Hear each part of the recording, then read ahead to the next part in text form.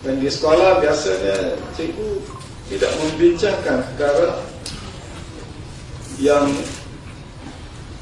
pada zaman sekarang yang berkaitan dengan nilai-nilai murid. Sekarang di sekolah mereka hanya bincang tentang bapa A yang dapat dalam peperiksaan.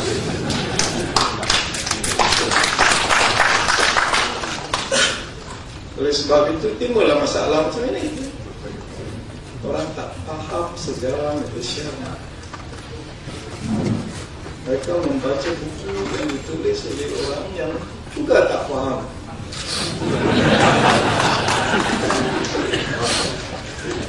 Kalau kita faham seperti itu kata tadi, dari awal lagi kita sudah tahu pihak British tak pernah menjajah kerajaan mereka.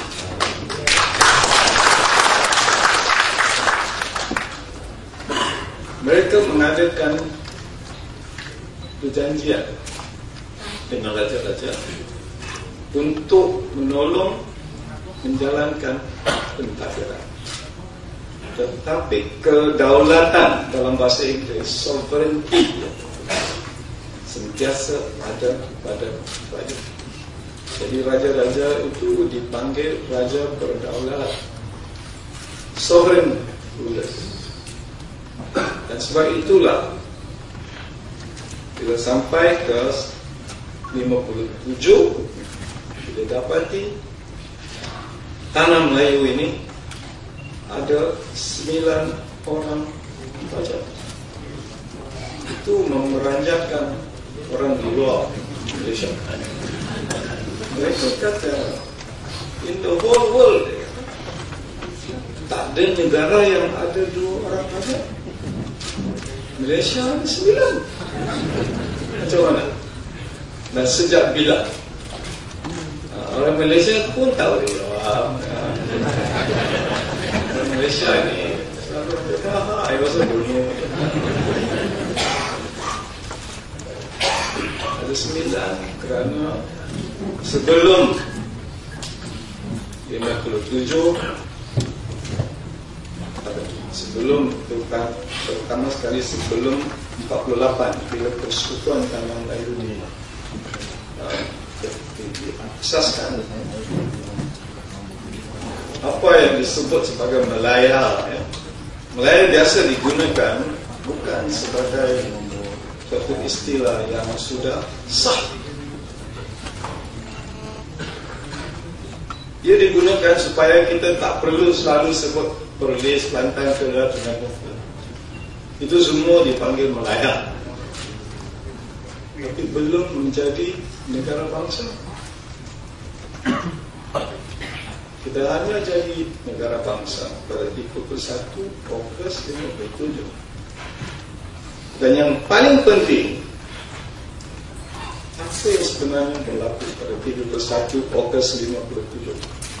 Bukan British yang pindahkan kedaulatan kepada rakyat.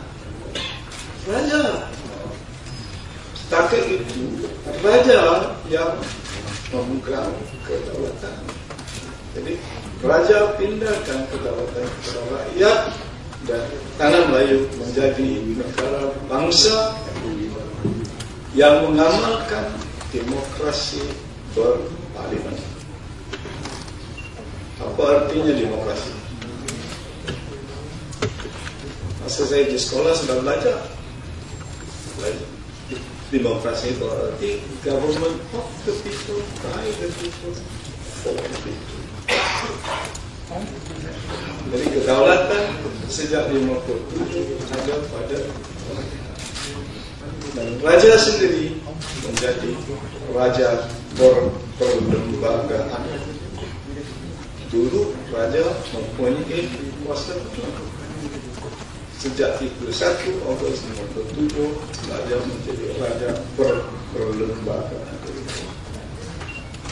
Jadi banyak aspek undang-undang mesti difaham oleh rakyat. Rakyat tak faham. Siapa yang memerintah negara ini sebenarnya? Rakyat. Tapi rakyat tak bolehlah memerintah negara secara langsung. Ada 28 juta.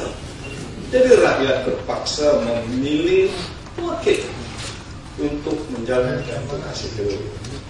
Jadi bila rakyat memilih wakil rakyat mesti senantiasa patuh kepada rakyat. Tapi di negara ini kita tak paham. Kita rasa kerana kita panggil wakil rakyat yang berhormat, jadi kita yang patuh kepada yang berhormat. Ada pula ahli politik kata, kami sudah buat ini, rakyat mesti berterima kasih. Tak perlu